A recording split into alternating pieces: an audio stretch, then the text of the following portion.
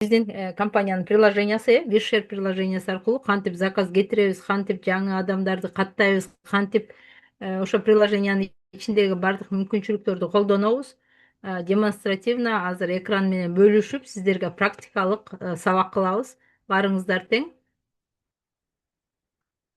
өзүңүздөрдүн Вишер приложенияларыңызды ачыңыздар.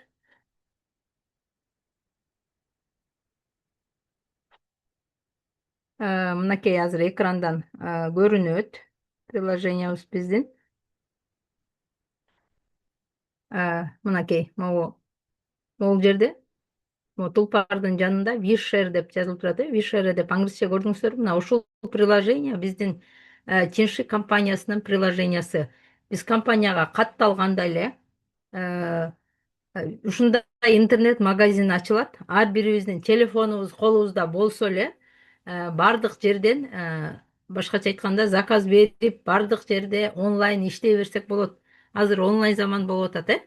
Автобуста кетип баратсаңыздар дагы, айылда жүрсөңүздөр дагы, колуңуздардагы телефондон эле, интернет магазинден эле заказ берип иштей бересиздер.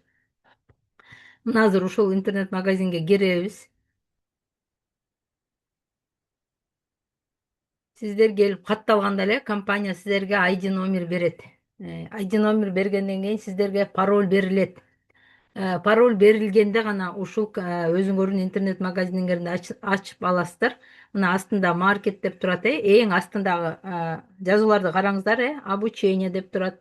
Информация, участник, мо личный кабинет деп турбайбы? Алдыда оң жакта личный кабинетти басабыз.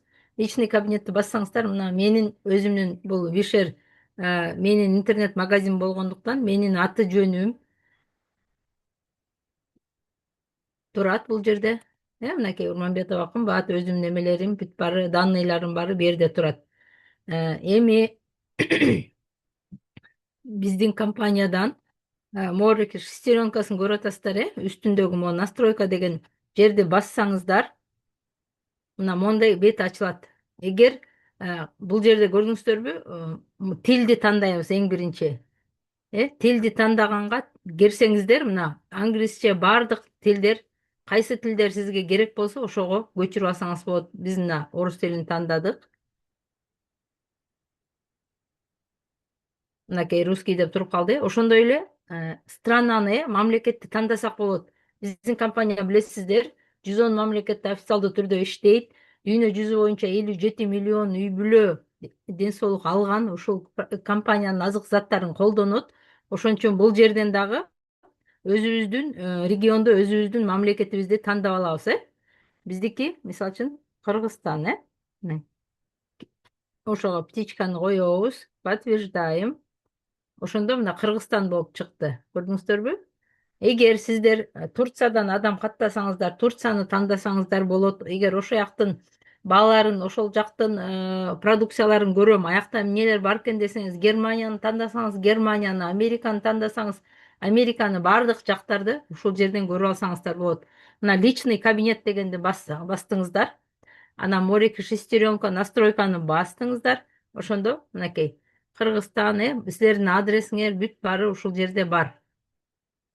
Эми заказ берүү үчүн азыр биринчи заказ бергенди үйрөнөлү. Заказ берүү үчүн кайра артка чыгабыз. Эң алды сол жагындагы маркет дегенге киребиз. Магазинге кирген сыяктуу эле киребиз. Мына бул жерде БАДы деп турат. Биздин азык заттар. БАДыны ачсак, бүт бизге керектүү азык заттар, продукциялар чыгат. Көрдүңүздөрбү? Мына бардык товарлардын баалары менен, жанында корзинкалары менен, кайсыны алсак ошону салабыз. Мисалы үчүн азыр ар бир разделден бирден товар тандайлы. Мисалы үчүн мээ кальцийин тандайлы. Эң башында турат, көрдүңүздөрбү? Мээ кальций. Ошону тандаш үчүн могу жанындагы корзинканы акырын колуңуздар менен басып коесуздар. Успешно добавлено в корзину, корзинага түштү деп атат. Эми бул жерден чыгабыз. Могу астында красота деген жерге киребиз. Аякта эмне бар экенин азыр көрөсүздөр. Көрдүңүздөрбү? Буларда ассортименттер. Мисалы үчүн зубная паста бар экен. Бул жакта биздин гигиенический прокладкалар бар экен. Красотада дыхательный элемент бар экен. Зубная паста тандайбыз. Мен жанагыдай корзинаны бастым. Успешно добавлено деп чыкты. Дыхательный элемент тандадык. Мына успешно добавлено деп чыкты. Эми бул жактан артка чыгыш үчүн могу красота и гигиенаның сол жагында мындай кара үч бурчтук турбайбы? Ошону бассаңыздар артка кетесиздер. Коркпой эле карай бериңиздер.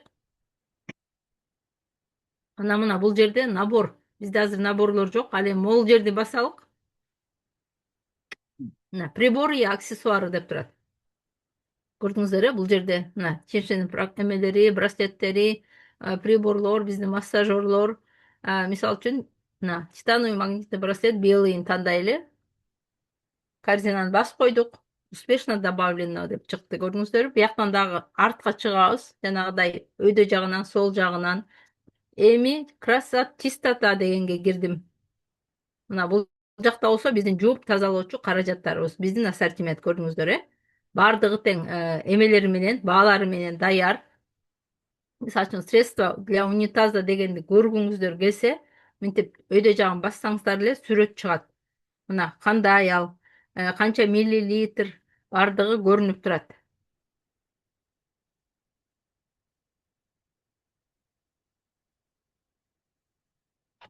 Эми бул жерден чыгалык артка. Эми ушул товардын баарын тандап алдык, магазинде басып баратып эле тандап базардан алган сыяктуу эле бул жака кирип тандап алдык. Эми жогору жактагы, оң жактагы, эң үстүндөгү корзинага кирсек, баары ошол жака топтолду. Мына ошону бастым. Эң жогору жактагы, оң жактагы корзинаны бастым. Мынакей биз алган титановый магнитный браслет, дыхательный элемент, зубная паста, кальций тинши. Көрдүңүздөрбү? Ушул жактан өзүбүздүн алган товарларыбызды толуктап карап алышыбыз керек. Баары жетиштүү болдубу? Эгер жетиштүү болбосо, бир нерсени унутуп калсак, кайра эле могу корзинанын өйдө жагындагы, сол жагындагы птичканы басып артка чыгабыз. Көрдүңүздөрбү? Кайра товарга келип каласыздар. Для унитаза деген кошулбай калыптыр, мисалы үчүн да. Успешно добавлено. Бүттү. Эми кайра жогору жактагы, оң жактагы корзинага, чогулган корзинага барабыз. Товарыбыздын баарын толуктайбыз.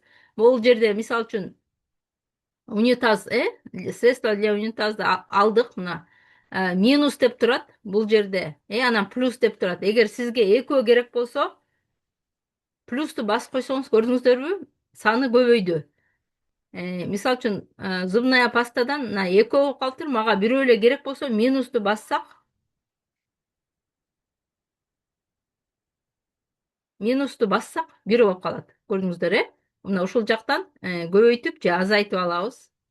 Мына бул жакта эң жакшы жери, кимдин кабинети болсо, өзүнүн скидкасы автоматтык түрдө эсептелет. Менин скидкам канча деп отурбайсыздар.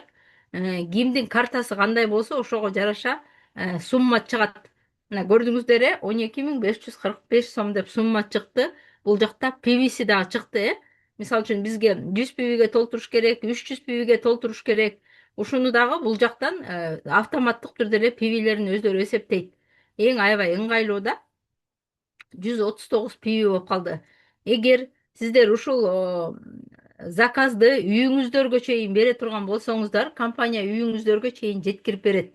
Бирок ушул жердеги PV 200 PVден ашса, компания бекер жеткирип берет. 139 болуп калды. Азыр эгер биз үйүбүзгө чейин жеткирип десек, 250 сом транспортко жеткиргенге деп алат акча. Эгер бекер жеткиртип алам десеңиздер, 200 PVден ашык болуш керек. Эми бул жерде товар тандадык. Анан сөзсүз түрдө могу доставка, каяка жеткирем деген доставка деген жерди бассаңыздар, эң үстүндө корзинанын астында доставканы бассак, бизге 2 жол берет. Үйүңүздөргө чейин жеткирүү, доставка. Мына мен доставканы бастым. Карап туруңуздар, биз ушуну тандайлык азыр биринчиси. Мына адрес доставки. Мен мурун үйүмө чейин жеткиргем. Мына ошол үйүмө чейин жеткирүүнү бассам, мен үйүмдүн адресин птичка койсом, адресиме кетти. Анан кийин покупатель. Мына могу покупатель кимге сатып алат, ким сатып алып атат. Бул жерден дагы ошол покупатель дегенди бассак, бизге 2 жолду берет. Өзүңүздөр үчүн сатып аласыздар, же болбосо аркаңыздагы командаңыздар үчүн да сатып алсаңыздар болот да. Бирөө үчүн дагы заказ берсеңиздер болот. Купить для себя десеңиздер, өзүңөрдүн личный номериңиздерге баалыңар түшөт. Эгер купить для других десеңиздер, ошо сиз алган покупательге түшөт балдары, көрдүңүздөрбү? Эми мен өзүм үчүн эле сатып ала берейин. Эми карап туруңуздар, апатитти басабыз могул жерде. Бүттү, биз тандадык, баасы бизге туура келди. Ошончо акчабыз бар картада. Сөзсүз картада акча болуш керек. Барыңыздар тең, картаңыздар жок болсо карта ачыңыздар. Виза карта болуш керек. Мынакей эми адрес дегенди караңыздар, адрес. Мына доставка. Биз доставканы каяка карадык? Мына мен могул жер үйүңүздөргө чейин жеткире турчу. Көрдүңүздөр, адрес доставки дегенде менин аты жөнүм чыгып калды. А эгер сиздер заказ берип коюп, мисалы үчүн кээде болуп калат да, сиздер айылда борсоңуздар, бирөө товар сурады, ага заказ берип коюп, ошол адреске барып алып ал десеңиздер, складка барып алып алат. Это самовывоз, өзү алып кетет деген сөз, Эгер самовывозга мен азыр птичка койдум, мен үйүмө чейин эмес, самовывоз өзүм алып кетем складтан деп, ошондо магазин танда дейт. Көрдүңүзбү? Филиал, магазин танда дейт. Магазин меники дайыма 866 магазинден алам. Ошол жака белгилейм. Мына көрдүңүздөр, птичка коюлуп калды. Мына канал доставки жанакыдай үйгө чейин эмес, самовывоз биздин складтан ала тургандай чыкты. Мына сразу эле көрсөтүп атат, для унитаза жок деп. Ушул наличие жок деп атат. Жок болсо алып коесуздар, же болбосо складтагылар менен байланышасыздар. Андан кийин бересиздер. Эгер жок болуп калып акча төлөнүп калса дагы сурап жүрбөйсүздөр да. Мынакей мен азыр наличие нет дегендиктен мен муну өчүрүп койсом болот. Өчүрүп койсом болот. А эгер үйүмө чейин заказ кылсам, анда чоң складта бар экен, мисалы үчүн.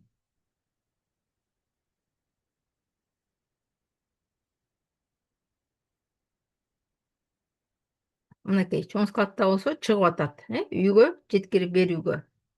Мына эми караңыздар, бул жакта мына общий заказ, купить для себя мен өзүмдүн атыма болду, анан могул жерде транспортные расходы деп чыгып атат. Көрдүңүзбү? Транспортко сиздин үйгө жеткиргенге 250 сом алынып, анан эсептелип атат, 9708 сом. Бул 9000 жана 12 000 сом болбоду беле? Бул 9000 сом болуп атканы азыркы убакта бизге бонустар чыгып атат, Мына ошол бонустар жөнүндө айтсак, мен бияктан чыга турайын артка. Ошо бонусту да ушул жерден айта кетейин. Азыр биз ар бир кыймыл аракетибизге жараша бонус чыгып атат, өзүнүн статусуна жараша. Мисалы үчүн 5 эле жылдыздар өзлөрүнүн номерине 100 пибиге 15, ошо өзүнүн картасынын скидкасы менен товар алса, 100 пиби товар айлануу болсо, компания бонус катары 1000 сом чыгарып берет да. Өзүнүн 5 жылдыз статустарга 1000 сом акча бонус чыгат, акчалай түрдө.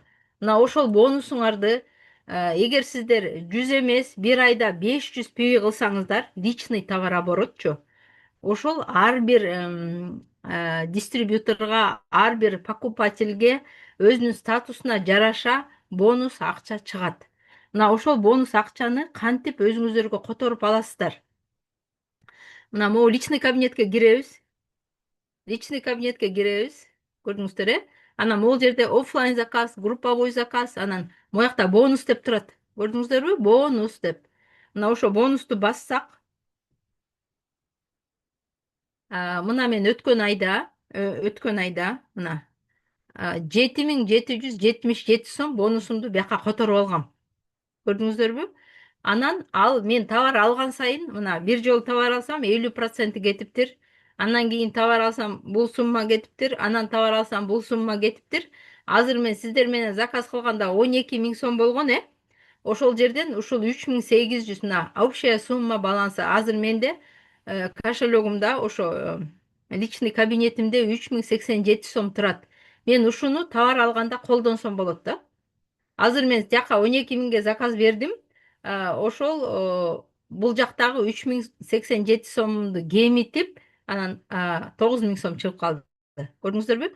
Ошентип бонусту бул жакка которуп алып эле өзүңүздөр үчүн кайра кийинки айда товар аласыздар да баары бир. Ошон үчүн бул жактан эле колдоно берсеңиздер болот. Же болбосо мен айтам да, эгер сиздердин бир планыңыздар болсо, ай сайын ушул бонустарды чогулта берип, мисалы үчүн массажер, сек аппарат деп план койсоңуздар да, ай сайын көбүрөөк товар оборот кылып, улам 5.000 кошуп отурсаңыздар, бул жериңиз сөзсүз 50.000 сомго жетет да. 10 айдын ичинде билинбей эле бул жака чогулуп калат. Бул как инвестиция катары деле бияка топтоп, анан кийин колдонуп алсаңыздар болот. Эң аябай ыңгайлуу да. Ошон үчүн мына бонустарды эми кантип которуп алабыз? Бонустарды мына бонус деген жерге кирдик. Могу оң жагындагы 3 точканы бассак, 3 чекитти бассак, мына могул жакта мына 7100 деп сиздерге канча бонус чыкса, вознаграждение деген жер бар, ушул Вишер биздин приложениябыз биздин бухгалтерыбызда болуп эсептелет, баардык биздин кыймыл аракетибиздин баарын ушу Вишер аркылуу көрсөк болот. Командабыздын баарынын товар оборотторун ушул жерден көрсөк болот. Мисалы үчүн азыр 100 пивиге мисалы үчүн 100 пиви товар оборот кылсак, азыркы айда сонун коктейль берип атат бизге, эме Кардишейк Слим деген. Ушунчалык полезный, ушунчалык ден соолукка аябай пайдалуу, Мисалы үчүн аркаңыздардагы сиздин дистрибьюторуңуздар 70 балл жасап койгон болсо, дагы кичине 30 балл жасап койсо, ошол 3800 сомдук подарканы алып атпайбы? Ошон үчүн сиз командаңызды дагы башкарып турганга аябай жакшы. Мына ошол жерден вознаграждение дегенне карап, канча ошакта пиви болсо, ошону биздин зарплата 77ден чыгат, ошону 77ге көбөйтүп сом кылып туруп, ошо сумманы мояка жазып, анан сохранить кылып койсоңуздар, анан бул жакка которулуп калат. Ошондо бул айдын башында эле биринде, экисинде, үчүндө карап турсаңыздар, силердин вознаграждениеңар чыгып калат бул жаккачы. Ошол убакта гана которуп аласыздар. Башкача айтканда, азыр жана биздин дистрибьюторлорго алып беришет го, наставниктерибиз акча алып берет атпайбы? Ошондон алардын картасына которулуп кете электе өзүңөрдүн жеке кабинетиңиздерге которуп алсаңыздар болот. Мына ушинтип которуп аласыздар, түшүндүңүздөрбү? Эми бул жерден чыгайлык. Маркетке кирелик. Кайра товарыбызды табыш үчүн маркетке киребиз. Анан биз бул жерден чыгып кеткенибиз үчүн сөзсүз покупатель да өзгөрүп калат.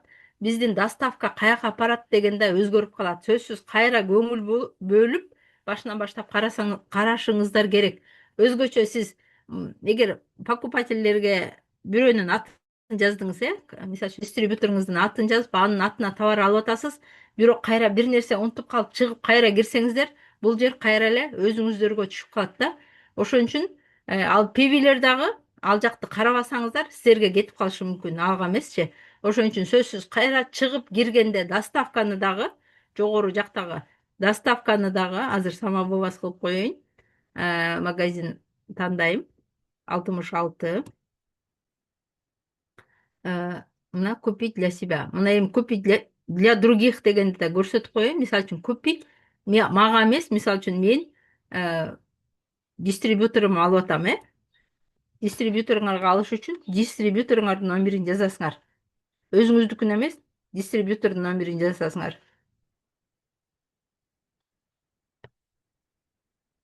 Мынакей Жолдошбекова Айзада, система өзү эле баардык дистрибьюторлорду таап чыгат. Эгер номери болсо таап чыгат. Көрдүңүздөр, мен аркамдагы адамдын номери подтвердить кыласыз, сөз тастыктаңыз. Ушул адамга алып атасызбы? Анткени мен Айзаданын номерин жазсам, Айзаданын номерине пивиси түшөт. Түшүндүңүздөр, Мына 12.545 сом болду. Эми оплатитти басабыз. Могу кызыл оплатить дегенди көрдүңүз, ошону басабыз. Доставка бул жерден дагы эч жакка чыкпай туруп, доставканы текшеребиз. Баарын текшерип туруп, анан оплатить сейчас десеңиздер, сиздерди картага жиберет. Мына оплатить сейчас деп бассаңыздар, картага жиберет. Бирок эми бул жерден биз дагы бир эмени карай кетели сразу эле. Биз эгер групповой заказ кыла турган болсак, өзгөчө региондогулар бир эле адам заказ кылып кетирбей, 5-6 адам бир заказ кетирип анан бир адреске түшүртүп алсаңыздар болот. Ошон үчүн мына мен өзүмө заказ, Айзадага заказ бердим. Азыр эми групповой заказ дегенди басабыз. Көрдүңүздөрбү? Жана жеке эле өзүбүз заказ кетирдик. Ошону до конца оплатитке чейин алып барсаңар картага жиберет. Анан картадан ошону төлөшүбүз керек болот да. Ал эми бул жерден биз азыр кошо кеттик. Эгер групповой заказ кылсак кандай болот? Мынакей. Групповой заказ деген жерди бассак, создать деп чыкты. Создать. Мгм. Мына моякта жана оплатить сейчас деп турган, азыр англисче жазылып калды. Мына ушуну басабыз.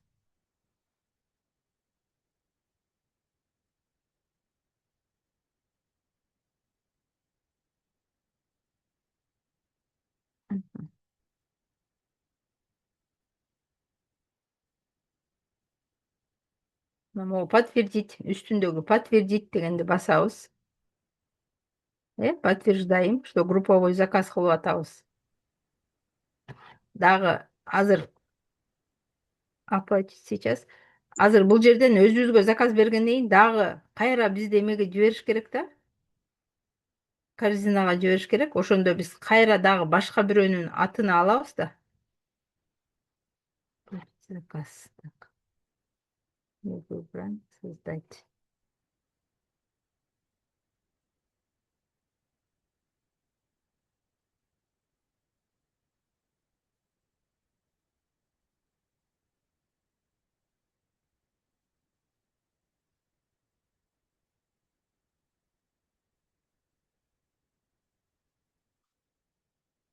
Создайтты бастык. Кайра маркетке киребиз. Жана бир адамга товар алып койдук. Эми создать деп туруп экинчи адамды тандайбыз. Мисалы үчүн Омега алдык. Вейканы алдык. Кайра корзинага киребиз. Мынакей эки эле көрдүңүзбү? Жана товарлардын баары кошулуп калды. Хорошо. Оплатитке өтөбүз. Азыр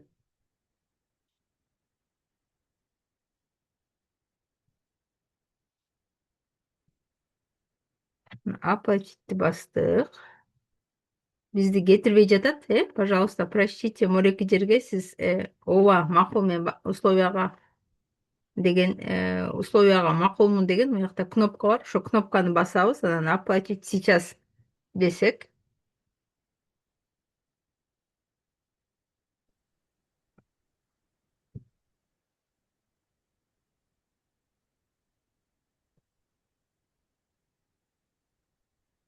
Бизде мындай картага жиберди. Көрдүңүздөрбү?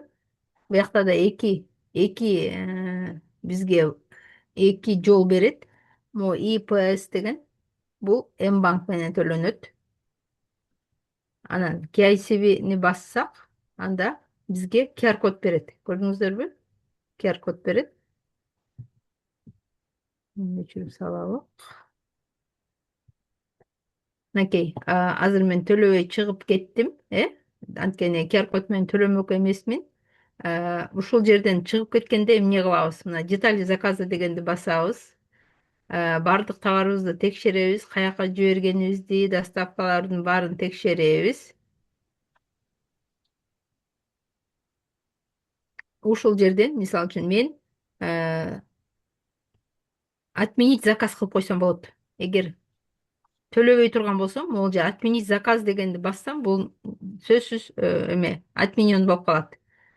Батяк 0 болуп калат да. Эгер ушулар отменять этпей ушул жерде кала берсе, кийинки заказ бергениңиздерде тигил жакта төлөнбөгөн заказыңыздар турат деп сиздерге болот, жолтоо болот да.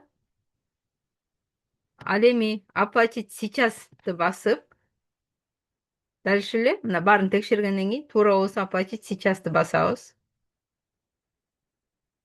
Мына ИПС дегенди басабыз. Бул карта менен төлөгөндө эмне болот? Мына оплатить. Мына номер карты деп көрсөтүп атат. Бул жака сиздердин ошо виза картаңыздын номерин, өзүңүздүн аты жөнүңүздү мен азыр жазбай эле коеюн. Картада кандай болсо, жана латинский тамгалар менен жазылат го. Картада кандай болсо же паспортто кандай болсо ошондой жазылыш керек. Аты жөнүңүз, сиздин аты жөнүңүз, ошо төлөй турган картаңыздын аты жөнү, эме картанын ээсинин аты жөнү, могу М деген бул картанын срогу бар, мынча анча жылга чейин бүтөт деген. Анан могу СФС дегенде бул жакта жана картанын артында 3 цифра бар, эч кимге айтпа дегенчи. Жанагы артында болот да, эч кимге көрсөтпөй турган 3 цифра бар. Ошону ушакка жазасыздар. Бирок эч кандай коркпой эле койсоңуздар болот. Биягда конфиденциальность. Сиздер аны жазгандан кийин эле акчаңыздардан алып кетип калбайт. Оплатитти баскандан кийин банктан сиздерге уведомление келет. Ушул картадан тиенске монча сом алып атабыз. Сиз ошо акчаны алыш үчүн сизге код жиберет. Ушул кодду ушака жазсаң, анан акча алынат деп. Ошон үчүн эч кабатырланбай эле, коопсузданбай эле эме жаза берсеңиздер болот. Сөзсүз уведомление келет, код келет. Ошо кодду жазгандан кийин сиз ошол кодду мен жазып атам, менин акчаманы ала бер деп сиз разрешение бергенден кийин гана анан акча төлөнөт. Мынакей азыр мен чыгып кете берейин. Анан азыр кантип жаңы адамды каттайбыз? Азыр мен детали заказага кирип, бул заказды отменять кылып коеюн. Ага мешать этпесин. Могу отменить заказды бассак, подтвердить, тастыктаңыз дейт. Мы подтверждали. Всё. Отменить заказ болбой калды окшойт. Эгер дагы чыгып кетсеңиздер ушул жерден, каяктан карасаңыздар болот ушундай төлөнбөй калганды, могу личный кабинетке кирип, ожидает оплату деген жерге кирсеңиздер, товар туруп калат. Значит, отменен болуптур, бул жакта жок экен. Ожидает отправку деген жерди бассаңыздар, мына ожидает отправку деген сиздер төлөгөн, сиздер ала турчу товарлар ожидает отправку деп калат.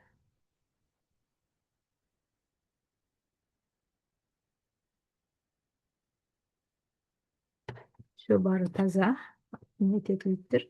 Эми жаңы адамды катташ үчүн биз эмне кылабыз? Личный кабинетке кирдик, өзүңүздүн личный кабинетиңизге кирдиңиз. Могу өйдө жактагы шестеренка боону басабыз, настройканын эмесин, дөңгөлөктөй болгон жердичи. Анан сөзсүз выйти из аккаунта. Биз өзүбүздүн аккаунтубуздан чыгабыз. Бирок чыгардан мурун өзүңүздүн дистрибьюторский номер, пиниңизди сактап алышыңыз керек. Сакталуу болуш керек. Подтверждаем. Чыгабыз, мына чыккандан кийин бул Вишер приложениясын көчүргөндө да ушундай болот да, жаңы адам келип ал көчүрсө да ушундай болот. Личный кабинетке кирсек, мына морекиндей пустой болот. Көрдүңүздөрбү? Анан войти дегенди киребиз. Азыр биз мен кайра өзүмдүн личный кабинетиме кириш үчүн мояка ID номеримди, бул жака паролумду жазып, анан вайтини бассам кирип кетем. Түшүндүңүздөр, Ал эми жаңы адамды катташ үчүн биз чыгабыз дагы, анан могу астындагы, вайтинин астындагы зарегистрироваться в качестве дистрибьютора деген жерди бассак, мына биздин кайсы странада болсо, сразу система өзү эле таап чыгып атат, Кыргызстан. Андан ары биз эки жол менен каттай алабыз. Биринчи, телефон номерибиз менен. Сиз жаңы адамды алып келдиңиз, ал сизге макулдугун берип, компанияга катталып продукция алгантат, ошол адамдын эмесин, телефон номерин жазабыз. Анан бияка пароль ойлоп табабыз өзүбүз. Бул жактагы, мисалы үчүн, телефон номер любой эле. Мынакей, анан бул жака, например, дагы бир код ойлоп табабыз.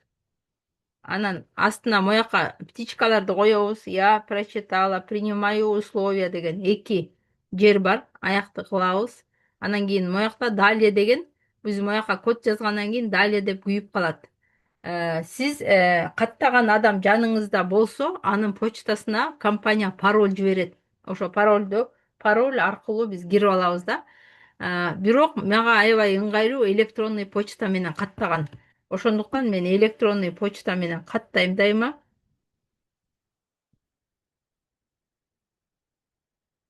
Мына электрон астында турат, көрдүңүздөрбү, байкабай калдыңыздарбы? Мына могул жерде зарегистрироваться по номеру телефона дегенди бассаңар, номер телефона менен каттайсыңар. Могу астында электронный почта менен десеңиздер, мына электронный почтаны жаз деп чыкты. Көрдүңүздөрбү? Бул жака да электронный почтаны жазсаңыздар, анан биякта ошо паролуңар болот. Анан биякта далее десеңер, дальше катталып калат да, мисалы үчүн ввести электронную почту. Мынакей.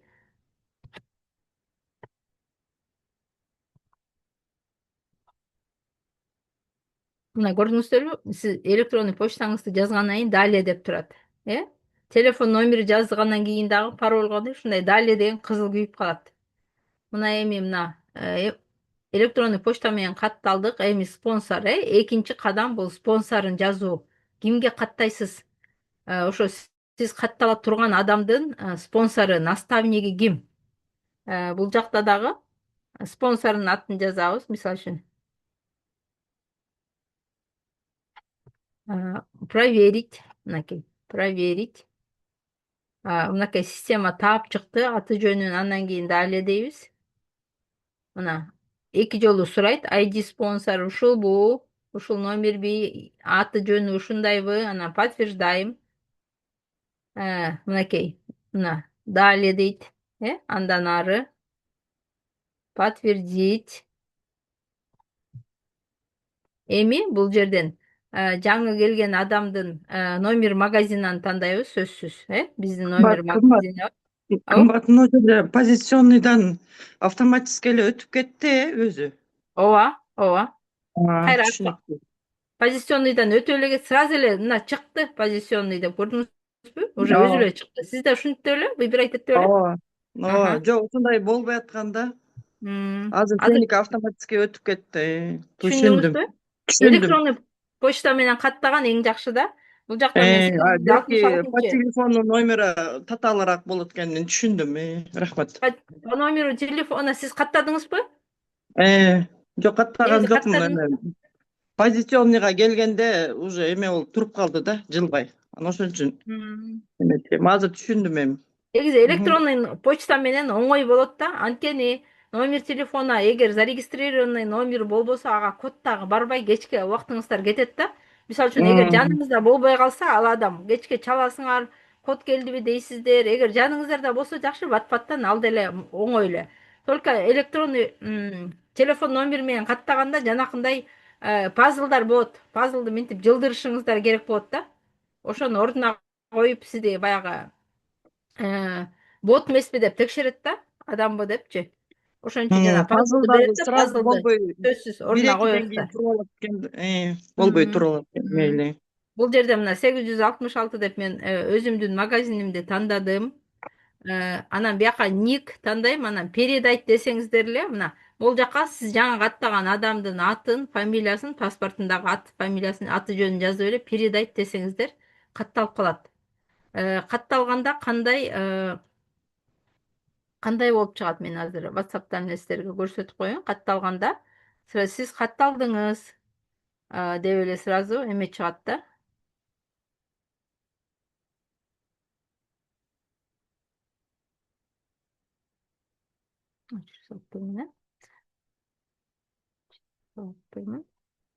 Сиз катталдыңыз, поздравляем деп эле сразу чыгат.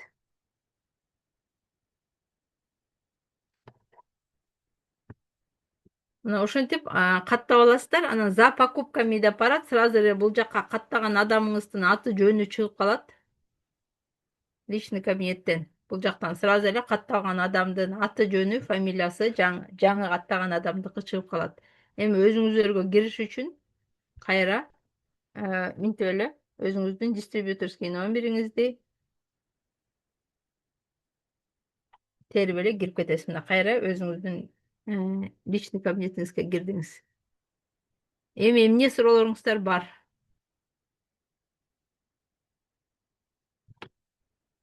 Эмне суроолор бар?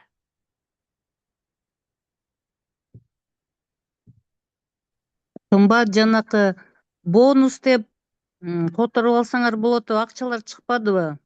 Ошол имеется в виду ал биздин зарплатадан да, Ооба, биздин зарплатадан. Мисалы биздин үчүн бизде эже потребительдер деле көп го. Потребительдер М, делечи.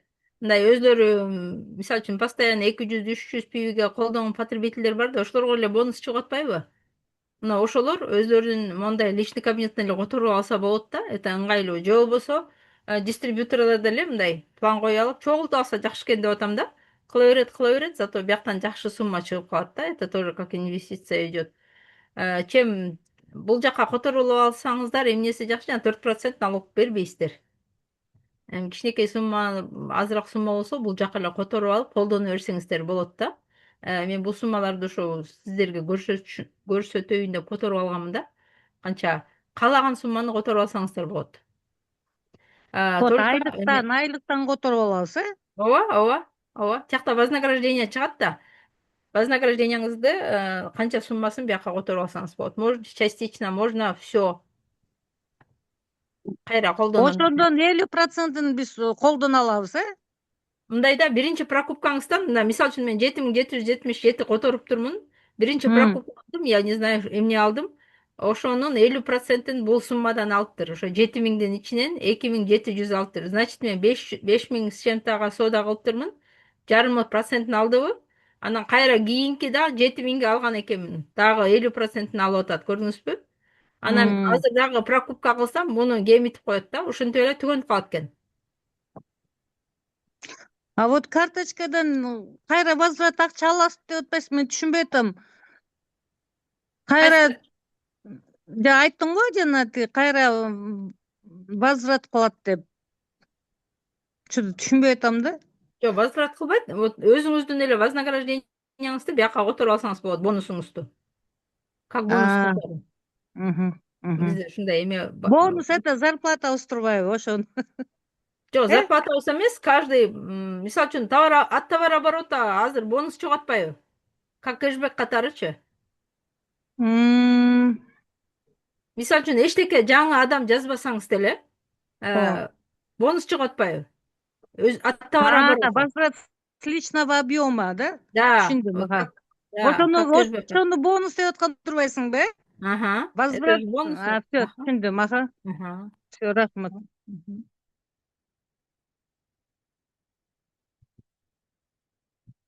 Болду, сурооңуздар жок болсо кутуп алайын.